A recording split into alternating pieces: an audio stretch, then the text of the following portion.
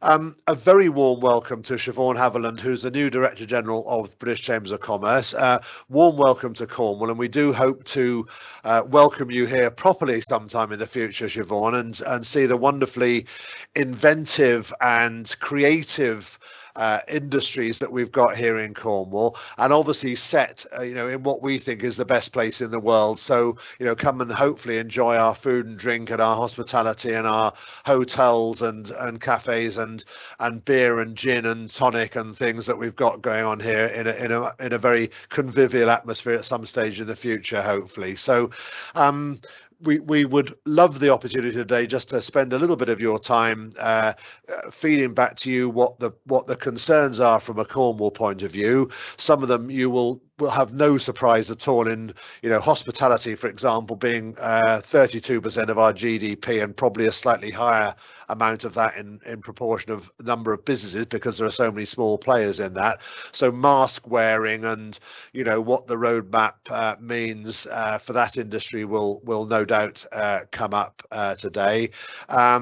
We are keen, as we emerge from Brexit and so on, to talk a little bit about international trade and how we boost that from Cornwall. And there'll be a number of other issues which you will have heard before, but which we'll have a Cornwall bent on, no doubt. But first of all, it was lovely when we, the chief executives of the British Chambers of Commerce around the country, had the opportunity to meet you. So just over to you for a moment, just to sort of introduce yourself. And it was lovely just to sort of give us a potted history of your background and where you've been, both public and private sector up to now. So as I say, very warm welcome, and over to you for a moment or two.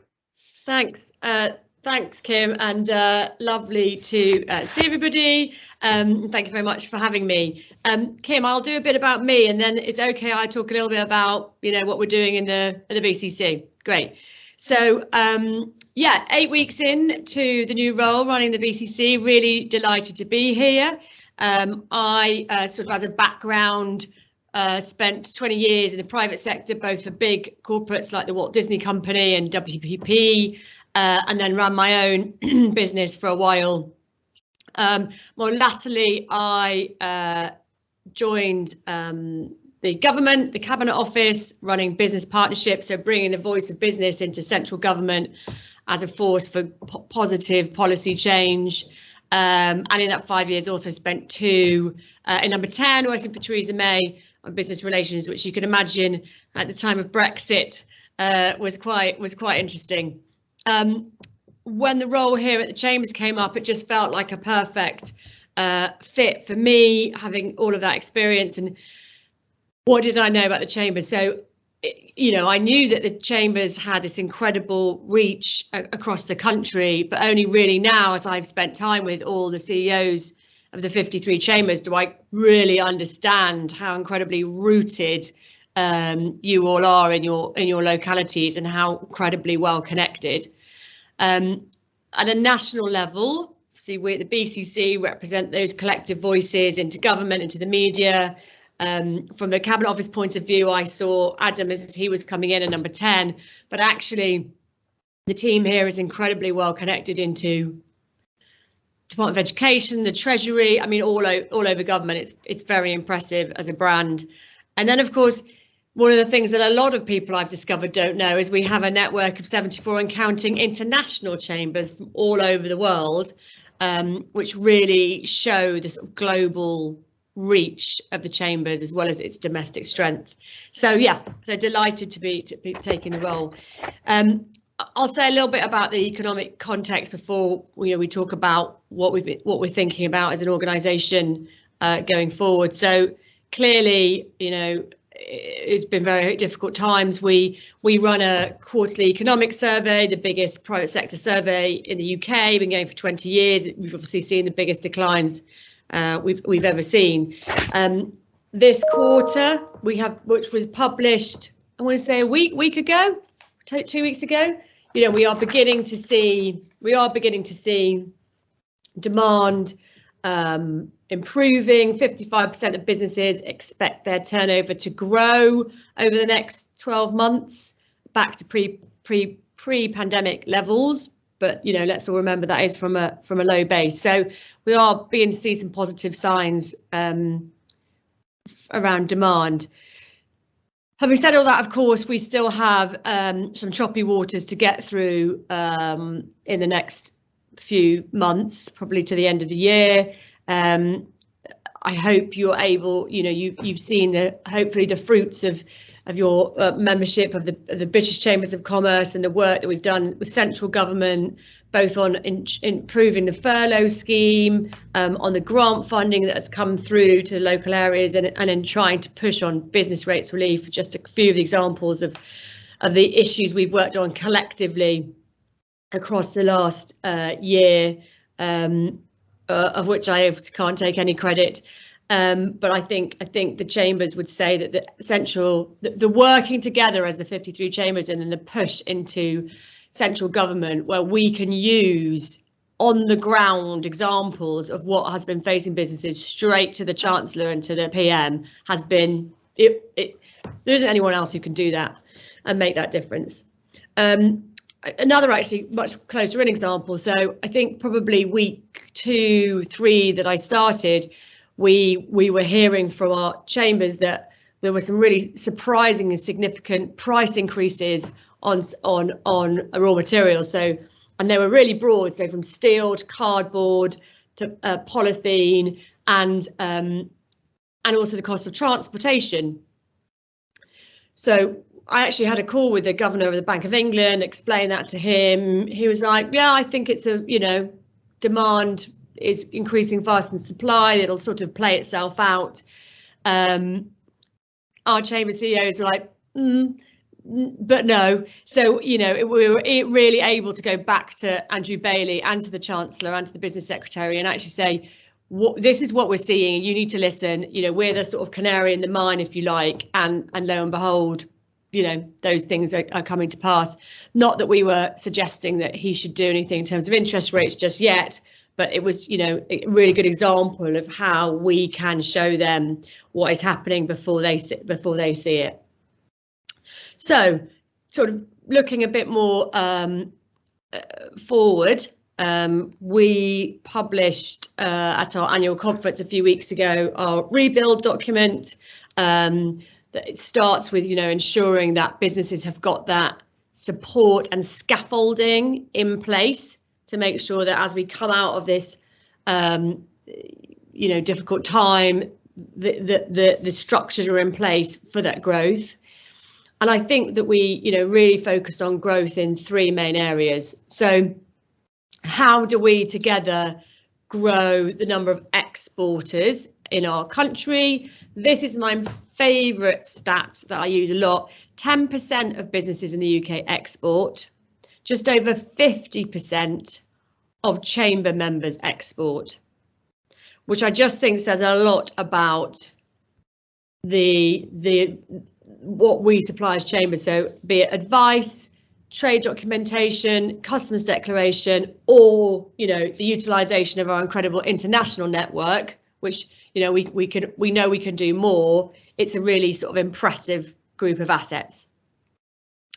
The second is around skills. So all of that's great, but if you don't have the people to deliver that, it's going to come to nothing. So skills we sort of are looking at in 3 areas. Kickstart's been huge for us.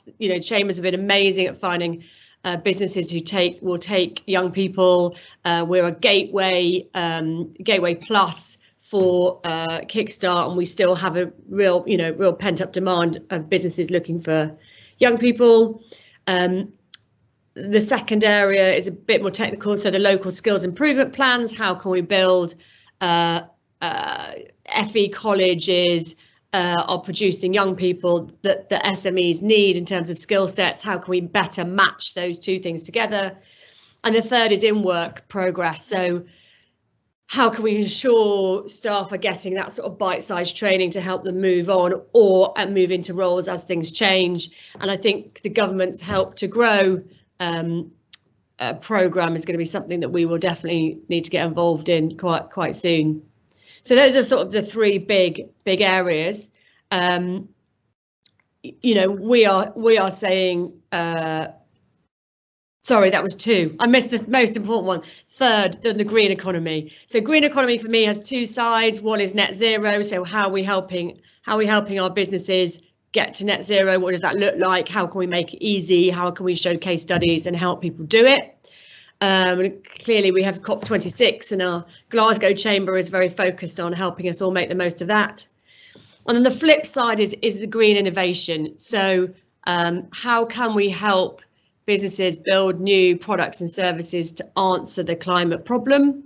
Another example is our East Lancashire Chamber. They now have collected about 6 million in grants to help businesses build products that then can be taken to market.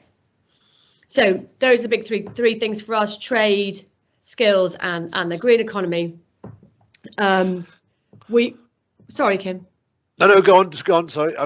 We're very much pushing government to say we think the best way of working together is government, private sector, and third sector all working hand in hand. And across this, of course, the thing that cuts across all of this is the levelling up agenda. So we're working with the number 10 team on that. We expect the PM to start actually probably with a speech this week or next on that. We are very much of the mind that levelling up is not about supporting some parts of the country and not others. It's about supporting all parts of the country to level up to the right level. It was actually interesting talking to the number 10 team yesterday, who had seen some research that showed inward investment was already beginning to flow more freely into parts of the country that wouldn't normally expect it because of the levelling up agenda. Although I slightly felt that that's what number 10 might like to read from a set of numbers. But again, important for government, important for us. So I will stop there just to say, I know your Cornish Chamber is a fantastic organisation. Great that you're, part of that. We love to hear from you, what you're doing, your case studies. Please engage as much as you can in events like this. Respond to the quarterly economic survey. Make connections with businesses in your area. All of that is super important to us, and we're here to help. So thank you very much for having me today. Well, thank you very much, and unsurprisingly, everything you've said there is resonating. I wish we'd put 2 hours aside now because we've got loads of time to discuss. But I'm delighted to hear you putting such emphasis on the QES. We sometimes hide that light under a bushel. On the line today, you've got Rob Rush, who owns the market research agency in Cornwall that's our business partner and does the QES for us in Cornwall. So it's a reminder, Rob, we need to keep pushing the importance of that largest business quarterly survey and the credibility which British Chambers can get from that. So that's incredible. The other thing which really I'd never heard that stat before, Shevaun, about 10% of businesses in the UK export. In Cornwall, we're a bit behind the curve. I think it's 9.4% here, but that 50% of chamber members. I think we can use that as a bit of a member get stat, actually, in terms of we've got some fantastic precision manufacturing businesses here in Cornwall, which many of them sprung out of the sort of mining expertise from decades past, and they are the key exporters. I think there's lots more that could be done with some of the newer entrants to that. So lots to go on. People do put your questions in the chat bar, or we'll come to a hands up session afterwards. But so what I'm finding. We sometimes used to feel, Shevaun, that in Cornwall we were a long way from the corridors of power. I think less so recently. The noise around levelling up and so on has been better, and I think we've made a lot of noise around the run up to G7 to make sure that levelling up is not just a red wall in the north thing, but that actually, Cornwall, having been the poorest part of England, certainly, and that's why we've had all this EU funding for 20 years. It's us who need levelling up more than anybody. But I think those messages are beginning to get through now. What are you hearing about the relative importance of the Shared Prosperity Fund as the vehicle to sort of match EU funding as that tails off? Because, as I say, Cornwall being the biggest recipient of EU funding, that's crucial to us, that we keep tabs on exactly what the priorities that the government wants to hear from us are, to make sure that we don't sort of, fall between two stools on that one. Two thoughts on that, Kim. So one, I think we need to really keep beating the drum for levelling up all regions, because the briefing I was referring to was an EY briefing apparently, and the stat that Alex Hickman, he's a special advisor at Number 10 on business, took away from it was that inward investment was increasing into the North and the Midlands, because that's where they thought the levelling up agenda was focusing for obvious political reasons. So, we were keen to point out that's not right, but we do need to keep beating the drum for that. So, I think I use your expression. You said to me a while ago a lot. In fact, I used it this morning with another board when I said, the Southwest, they like to say that the road runs out at Exeter and the train gets washed away every winter. So, it's very important. Not to mention, everyone knows G7 has made such a big difference, and the fact that you've got half of England, if not more, coming to visit this summer. So I think we need to keep beating the drum on that. Shared Prosperity Fund, we're not hearing a lot about it. I will follow up on that, but it's definitely not felt like it's a priority. Okay. So levelling up has almost taken the place of the Shared Prosperity Fund, has it? So if that's the case, we really do need to make sure we're banging that drum, as you say, very loudly indeed, internationally, actually, because we made lots of friends around the globe after G7, and the deals that have been done in the light of G7, our space tech sector has done a big deal with a business based in Florida. The floating offshore wind in the Celtic Sea is beginning to attract international attention. If we're not going to get that domestic attention, then we probably need to readjust our sights elsewhere, possibly. Well, actually, I think examples like that are what we need, because they are very tech focused. The central government, they're very inward investment. The new Office of Investment, right, focusing on those big deals. They're bringing in. They've got what they're calling a global investment summit, which is just effectively the sort of sovereign wealth funds and the great and the good from around the world. That the sort of Macron style, bring in some very high-end business leaders and treat them nicely, but it works. So that they're Number 10 are doing that in October. So using those sort of examples, getting them in early would be really good. Okay, well, we probably need to make much more noise then about floating offshore wind. I mean, that is, I know that is being talked about, but we mustn't take anything like that for granted. And you mentioned the big third pillar that you're working on, the green economy, the move to net zero. We really do feel here in Cornwall that we are leading on some niches of that. Now, obviously, we're a small business area ourselves, but the pride in place that we have in Cornwall is a huge motivating force to get business owners and their colleagues to move quickly towards that. We are so aware of the wonderful place in which we are lucky enough to live and work, and therefore that drives even at a smaller level, like the number of businesses that do litter picks and beach cleans and that sort of thing. And we've got on the line today Julie Mazzoni from Cornwall Waste Solutions, who will be only too aware of the sort of groundswell of small businesses really behaving very properly in that sense, and they don't need to be told from government legislation to do that. They're just doing it because we live here and work here in Cornwall. And I think we've got some amazing green tech activities going on, whether that's in agricultural technology, whether it's in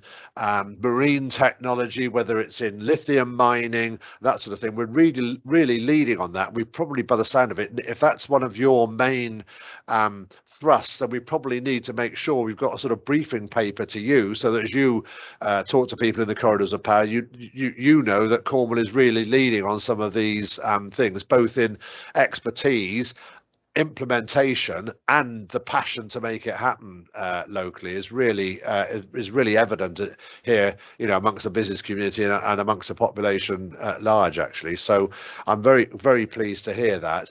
If there are things as you move around the UK and of course in those 74 overseas chambers, if you hear things that you think Cornwall should know about that are leading in other parts, that we can either sell to or learn from, I'd be very happy to hear what those sort of priorities that other people are.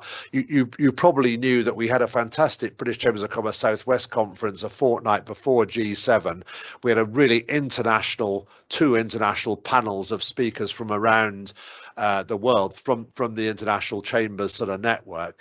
What was, I thought, reassuring was that there wasn't anything that was brought up that we hadn't thought of here. There wasn't something where I went, oh my God, I never thought of that. We did seem in the Southwest to be in tune with the rest of the world in terms of what green tech and drive towards net zero might look like. And it's one of the jobs that the chamber here has got, is to make sure that Cornwall's spotlight that fell on us from G7 is kept going through to COP26 and this massive Anthropy event that's taking place at the Eden Project next March. So anything which can help us to do that, Shevaun, would be much appreciated from around your world as you pick up on that. Kim, you may or may not have missed it, but I'll be in your inbox. Yes. Oh God, what day are we? Wednesday. From this morning's CEO call, there was a briefing from our team here on the new hub that we're launching on net zero that O2 is sponsoring. I missed it too, so I'll be watching the video. But that to showcase what you're doing, what your members are doing in green economy, net zero, that's a brilliant place to spotlight them. Okay. Right. Well, sorry, go on. No, I just said Jess, my colleague, will pick up on that. Yeah. And the other thing you mentioned to me, which I have not been hearing in other places, so I think it's a really interesting area for you, is the blue economy. Yep. Well, in Cornwall, we've got, people debate it, but it's somewhere like 350 miles of coast. We've got a huge heritage in leisure and industrial maritime. We were able to bend Boris's ear when he was down. He apparently, he's getting a reputation for doing the things that he wants to do. And one of the things he absolutely loved when he was here was he had an opportunity to helm the pilot boat in Falmouth Harbour, and he had an hour on board that whilst Sherilyn McCrory, who's Truro and Falmouth MP, and Miles Carden, who's the Falmouth Harbour master, were able to absolutely give him some spiel about what Cornwall needs to develop that blue economy. And that's everything from floating offshore wind to being at the forefront of commercialization of tidal energy, to electric boats, to it's often forgotten that the marine sector, marine industry worldwide needs to be carbon neutral by 2050, and they haven't even started compared with the equivalent of electric vehicles yet. So if Cornwall can play some role in that, and COP26 organisers have been so impressed with that they're paying, or Glasgow City Council are paying, for our hybrid boat, Kingsley 2, to be transported up to Glasgow as a showcase for COP26. And we're trying to work out what element of the blue economy can Team Cornwall, wider sort of thing, be showcased at COP26. So we are leading on some of the things, and we are jumping on certainly those niches that we know about. But it is something that we're passionate about here, obviously. Excellent. And have some expertise. So just before we sort of go out to the floor, any more insight from you on skills I was going to come to? The skills accelerator here, you know, I'm on the steering group with the two massive FE colleges that have between them sort of 11 campuses across Cornwall and a bit beyond, actually. And they are dominating the agenda. I'm on the steering group but have limited resources to do that, you know, so I'm hoping that we will be paid to carry out some of the research among businesses, but in terms of agenda setting, it's quite a challenge for me. Is there anything across the Chamber's network that I should be picking up on? Yeah, I mean that is a challenge. The main challenge, which the research has shown, the Workforce Commission research, which I think is about 6 weeks ago now, is that SMEs generally actually find it really hard to articulate what their skills gaps are, and therefore what you need to do to fill them. So, you know, there's definitely a question about how we can help facilitate that. That is really interesting that you started off with that. That's exactly what I put to them. I said, look, if you just ask an SME owners what they need, they won't know. You need to take them out, and we need to create some focus groups and some really contemplative forums where people can sort of really take the time out of the hurly-burly of their day to get to grips with that question that you've just raised there. Yeah, no, really, that is obviously a large challenge right there. Then, you know, the working with the FE colleges part, I think, is a huge step forward. You know, we were talking to Suffolk Chamber, who have some large agritech, very progressive agritech businesses, one of whom had built some huge new computer-led plow system. When I say plow, it makes me, I'm sure there's a better word for it. That sounds like really old, doesn't it? Anyway, and because it was completely computer led, they didn't have any people to run them. They couldn't sell them because there were no operators. Right. Now the FE college are teaching, you know, the right skills to sort of move into that business. So I know that's a small example, but it's just really brings it home, doesn't it? Yeah, it does. And it's actually not a small example for us, because we've got Duchy College, which is one of the colleges of Cornwall College Group, and they are leading on some of this, you know, driverless tractors and plows and also drones to monitor where fertilizer or seeds need to be planted. And the savings is incredible because it's being done by automated robots and AI rather than humans. The savings in fertilizer use, in fuel of tractors and so on is quite incredible. And these are the sort of things that we do need to shout a bit. So, you know, because of our huge background in agriculture in Cornwall, I mean, still 70% of all the brassica sold in Britain's supermarkets come from Cornwall, so we've got a huge clout in that little sector.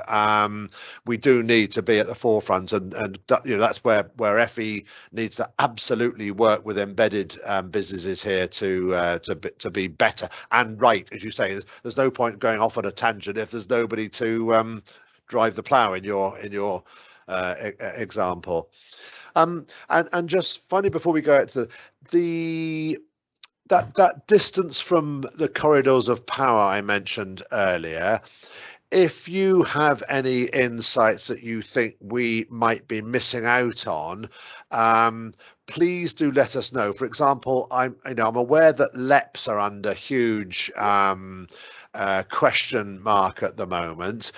The understanding here amongst my friends in Westminster and locally is that it's going to sort of economic development's going to be split between the unitary authority or local authorities, and of course Cornwall Council is the largest unitary authority by acreage in England, and our MPs, who seem to be mysteriously weaving sort of new groups and things that they want to have me involved in. Do you have any insight into that as to what LEPs are going to be? Are their wings going to be clipped? Are they going to be reformatted? In Cornwall, we're cynical. We think it'll be the same people, will just crop up under another name. But I mean, Any insight to things like that we should be aware of? Well, yeah, as you rightly say, you get a slightly different story depending on who you speak to, but I'll tell you my story. So the Secretary of State for Business, and this was a few weeks ago, and obviously, like he likes to say, I don't want to, second guess the outcome of the review, but his view was there was no upside to scrapping LEPs and starting again, because it's just a cycle of that happening. That what the feedback he was getting was that they are, generally decent, but some are a lot better than others. So if his view was, can we bring them all up to a decent standard? And our feedback to him was very much, we think they work best when they're setting long-term economic strategy and they're convening and doing that good stuff that they do, not when they are delivering business support. They should be procuring business support. They should be not delivering it. Well, you would expect us to say that, of course, but and then so he listened to that, and I think he definitely took that on board, and he definitely gets the bit about long-term economic strategy, because what we're also seeing, so Surrey and Sussex were saying that they're seeing their local authority start to recruit economic development people that had all gone from the local authorities. So now they're starting to recruit them back in, which means obviously the local authorities are thinking, oh, maybe I'm going to get a bit more of that back from the LEP. And then on the other hand, in Cumbria, the LEP's just announced a whole new tranche of business support that it's delivering, which was just totally out of the blue. But we see that in two different LEPs where they're obviously trying to sort of, a bit of that thing. I'm actually meeting the chair and the CEO of the LEP network on Friday, so I'll hear from them what they think. Okay. But there's also a bit of a chat of, we really don't want LEP, whatever the new version is, to be 443 local authorities. Like, we don't want that many. It's already a nightmare with what we've got. How many LEPs have we got? 40? 30, 38, 39, yeah.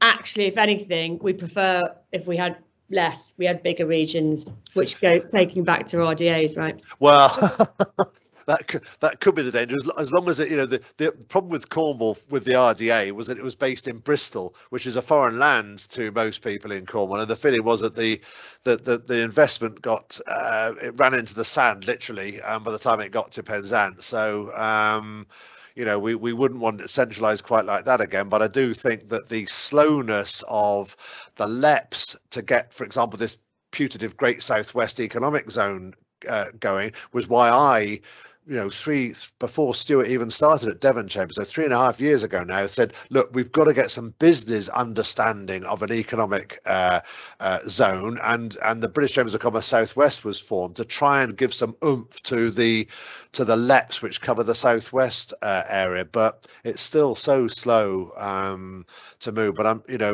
I'm just a bit bemused as to whether an RDA style super LEP is the answer or not, really. And in Cornwall and the Isles of Scilly LEP, I mean, they are the same. They're based in county in the council offices, and it's further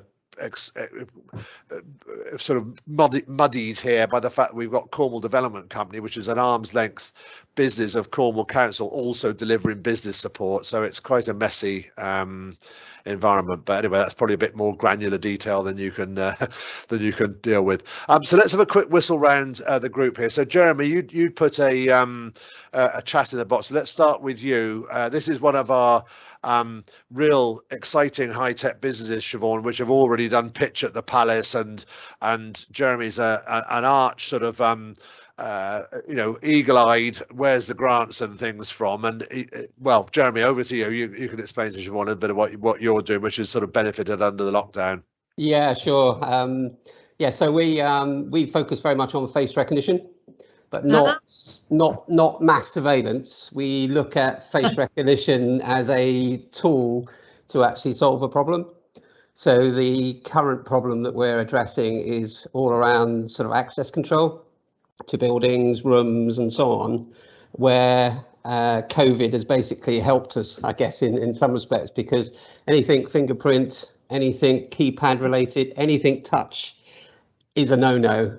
So actually, that's helped us. And so originally we had a push button version of the system, which obviously again fell foul to that. So we applied for an Innovate grant to actually then make it contactless. So we were successful in that. And now, originally we were looking at sort of retail and hospitality as our two target sectors, but obviously, again, COVID hit us in that area. So with the new product, it meant that we could go to things like construction, where construction, they were struggling because they all wanted to open the sites, but actually needed to know legally who was on site and who wasn't. So again, a lot of them were using fingerprint. So we are now very much targeting construction. We're also looking at the care sector as well. So again, a lot of them use keypads to get into the site, and we're transitioning that this year into care at home. So again, you can then download the face of the carer for the day to allow them into the home rather than having to worry about cards, keys, and so on. Wow. So that's happening quite nicely. Playing to the sort of the green economy piece, a lot of companies are still using plastic cards to gain access, and you've probably got one. But it's again, how many plastic cards exist out there? So again, face is something you have on you, doesn't change. So we're looking at opportunities to replace some of the the plastic that's out there. So really exciting. Yeah, it's very exciting, and that's a small tech business, which it's sort of right for Cornwall, Shevaun. It's not a business that's ever going to employ thousands of people. We haven't got those now, really, and therefore we're not sort of reliant on like a steel plant in where was it, Crewe or somewhere, closing down and laying off 20,000 people. We don't have that problem here, thank goodness. But ours are sort of still the fact that for a really forward-looking business area, our wages are still 17% less than the national average, which is not a great story to tell. So we need to have jobs like Jeremy's creating to pull that up. And if I can come to you, Ian, as one of our great small business makers, and I'm looking forward to meeting you in the flesh as soon as this this is over. But a sort of a great craft business which has taken sort of some of the heritage of Cornwall's creativity and turned into a 21st century business. So over to you. Yes, thanks. Hi, Shevaun. I'm Ian, St Eville Candle Company. As the name suggests, we make candles. We've grown, and last year was a great boost for us. I have to be honest, the online has really taken off. Interestingly, some of the things you were saying hitting us. Staff, we are really struggling to keep people. We pay the real living wage as our entrance level, and we move up from there. So I don't think we're far off the mark wage. So we're looking at other ways to keep staff, but it's getting them is the problem at the moment. We're 3 short at the moment. So that's one. And then the other one that's interesting is the raw materials you were talking about and hauliers. Not so much our couriers, FedEx, DPD, they seem to be fine, but we've had several deliveries cancelled, delayed, because the lorries just can't get enough goods into Cornwall. Even this week we've got 8 pallets that have been here. Now they've been here 5 days, just waiting to get out. So there's an awful lot of goods movement coming in and out of Cornwall, but an awful lot of it seems to get stuck for us anyway. And we use Cornwall's biggest haulier plus others. So that's an issue for us. And raw materials have jumped. We're investing in a new building at the back as well, so not just our raw materials. I have to say our 10,000 square foot building is going up scarily in cost. We had a meeting yesterday, that's why it's in my mind. I was told steel's gone up 40% this year. And you said earlier, Shevaun, some raw materials have gone up hugely, but also read across to that, hotel rooms, professional services, everything's gone up, and it's partly additional costs, like Ian's saying, we're having to pay more to keep staff. You're having to pay more to try and recruit them because there aren't any out there, and that is a massive problem I'll come back to in a minute. But also there's a bit of sort of supply and demand, as this demand comes back into the system post lockdown, there is a little bit of making up for lost time, I guess, as well. So it's a number of factors. We're putting a lot of pressure on the Department for Business on steel. It was, Liz Truss and these steel safeguards. So that's all very well, I said to the Secretary of State, but we've got a supply problem. So what are you doing about that? I know we need to protect UK steel, but we've still got a supply problem. So, we're working with the civil servants on that to try and open quotas, but it's quite tough. HGV drivers, actually, I saw the Secretary of State for Business last night, and obviously the big discussion was about guidance for next week for the 19th of July opening and the problems of self-isolation. But actually the third biggest problem on his list, Ian, was HGV drivers and lack thereof. And his question was, well, what can we do to solve it? So, Grant Shapps is apparently working on that problem. His understanding was it takes 3 weeks to train an HGV driver. So, let's do more of that. But I think it's a slightly longer tail problem of getting the people. And you talked earlier about a sort of skills mismatch and how we work with FE colleges, but it's not just a skills mismatch. There is a labour shortage. Now, it might be that people have got cushy on furlough, or have reassessed their work-life balance and don't want to go back to working all the time.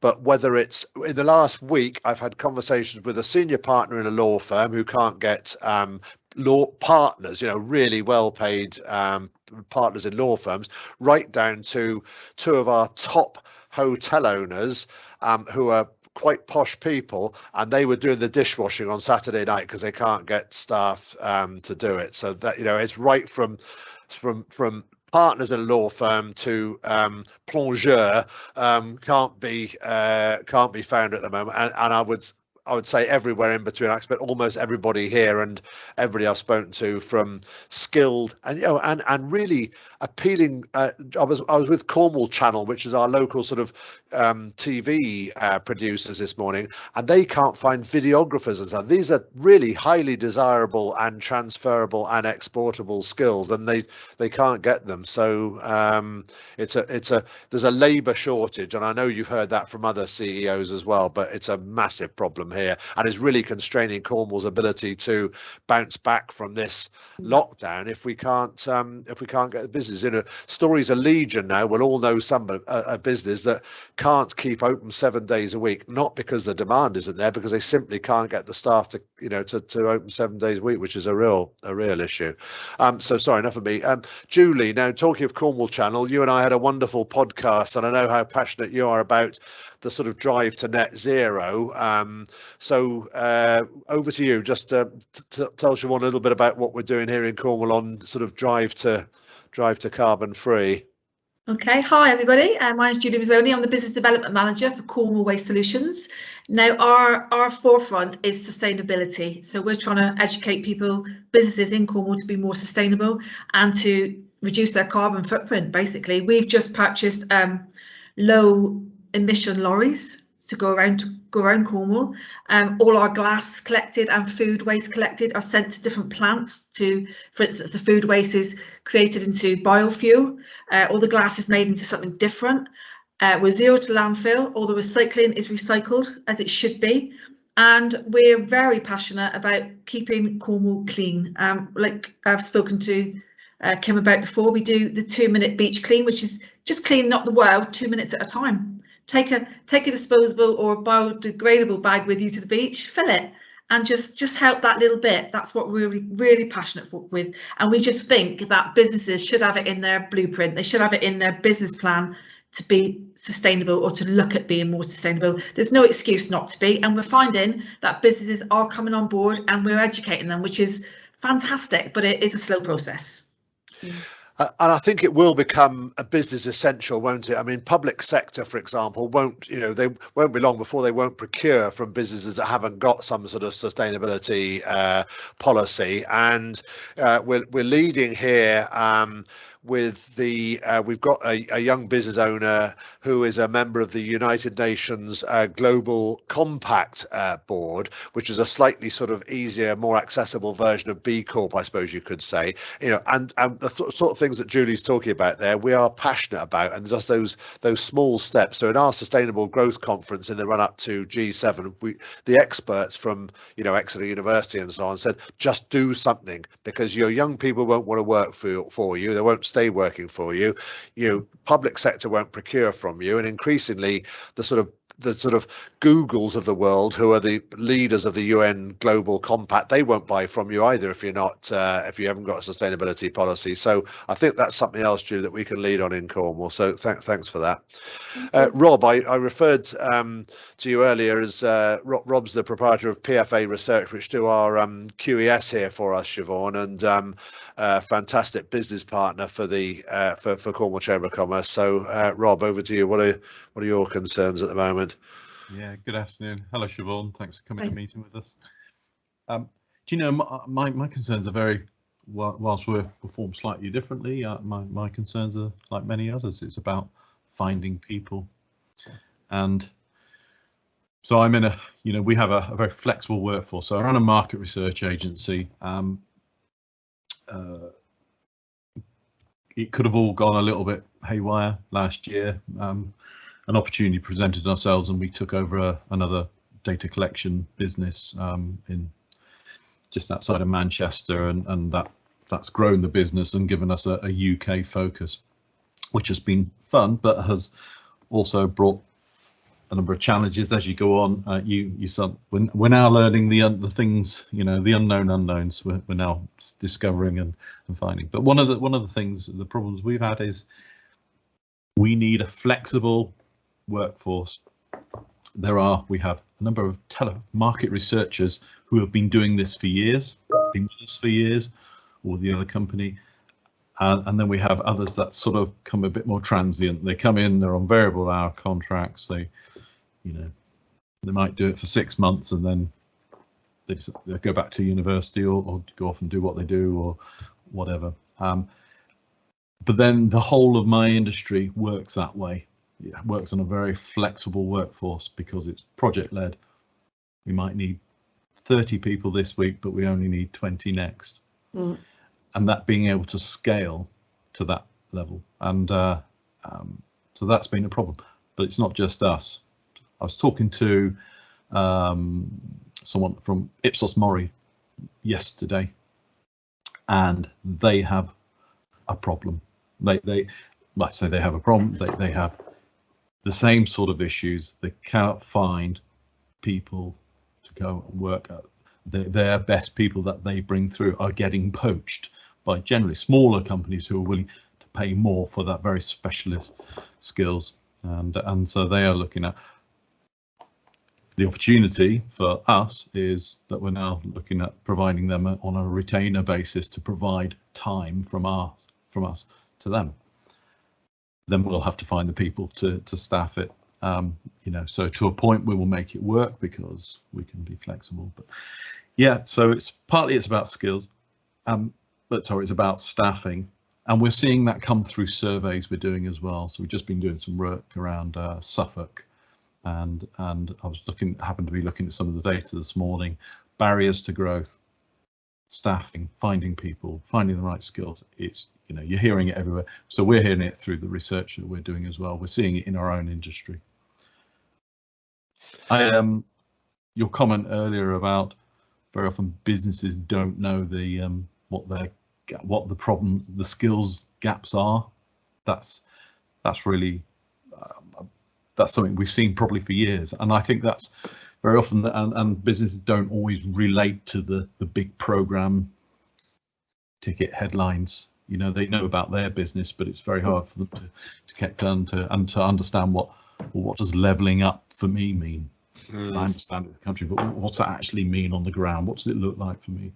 So, No, we definitely don't know that yet. I would love to hear from you all, though, why you think we've got this relatively sudden shortage. You know, the government's sort of like, well, furlough's got to shake out a bit, and then we'll see. No, not sure. It's the loss of EU workers. Don't know. What do you feel? Well, all of the above. Certainly EU workers, as I say, with 32% of our GDP coming in hospitality, we were very reliant on EU workers, you know, French and Spanish and Italian. You know, it sounds a bit of a stereotype, but they did staff our hospitality businesses largely. Then other sectors which are picking up on all sorts of things that Rob's saying there. Care sector, for example, in Cornwall is huge because we've got an aging, higher age demographic here, and some of those people were from far and wide as well. So that's a problem. Agriculture, you know, relied on. They're not really seasonal because they were employed from harvesting brassica in February right through to, you know, autumn crops. So they were here much of the year from Hungary and Romania and Poland, and some of those aren't coming anymore. So it is a Brexit inspired problem largely, but there is some furlough issues. There is, as I said earlier, there's some other factors as well, but I'll let others answer it. Let's just go to Peter first, and then I think that's all that's left because Sherry and a few others have gone. But Peter Rees, good afternoon. How are you? Is he still there? No. Well, I was also going to while we pick up Peter, I was also just going to ask my colleague Jess, you know, who's been an apprentice with Cornwall Chamber of Commerce and is a fantastic insight into what young people's views are, and has been a fantastic you know, almost a testament to how good an apprentice can be for a small business, you know, trained, paid a pittance to start with, but a bit more now. And Jess, I just wonder if there's anything that you've heard in the last hour that sort of sparked any interest. Well, I definitely think the sort of working online now, it has made people realise that they can just get a job anywhere in the UK. So where at Cornwall now, people are obviously struggling to find people. They're now working for companies in Manchester because they can do it all online. So I think that's definitely made an impact as to, you know, recruitment in Cornwall, because I mean, you can get the higher paying jobs further up north, and just working from home, and you know, you haven't got to pay the travel costs or anything like that. So I think that's definitely made an impact with recruitment.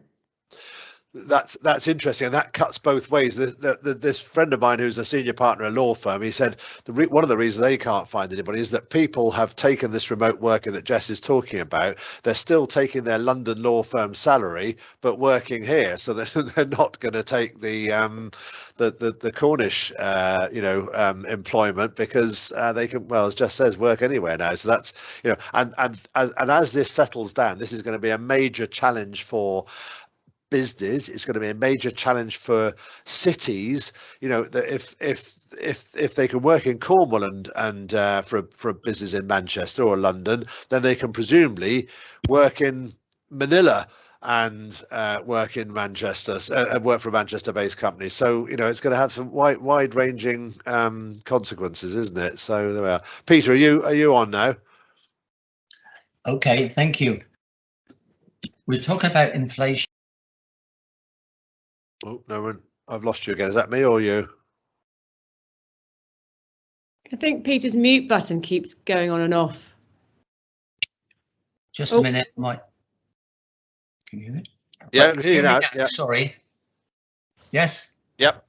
Okay. Let's just take inflation at the moment. I think that one of the big issues coming forward is the cost of energy, which is going to accelerate in the next 2 to 3 years. They say they're looking at a 3% for this year. I think it will be higher than that. It's like a few years ago where inflation was very low, but costs were actually rising but it was compensated by the fact that it was, if you like, covered by the fact that prices were actually falling. Now, just as an idea, if we take commodity prices at the moment for energy,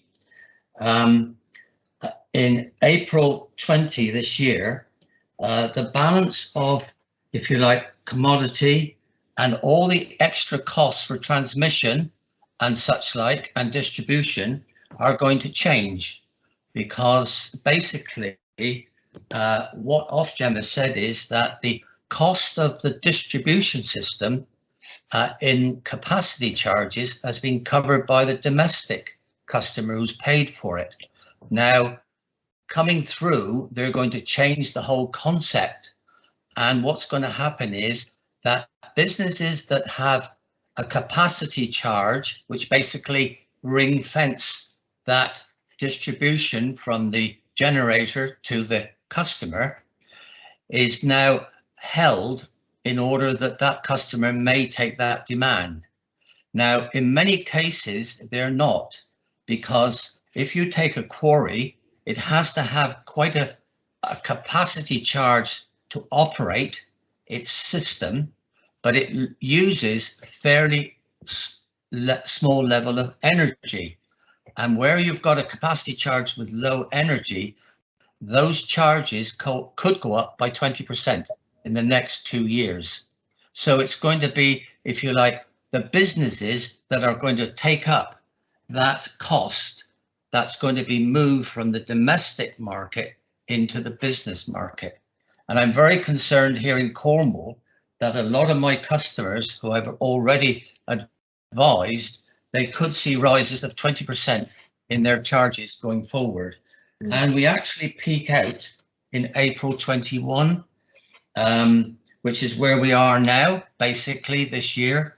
And it will only drop back slightly for the years 22, 23 and 24. So the government have got a bit of a problem because they thought energy prices were coming down, which they normally do in the summer, but we've got a double whammy because energy prices are high at the moment. If you look at a barrel of oil, we're in the 75 region, where last year or so it went as low as 40, 45. That's having a direct effect on energy prices.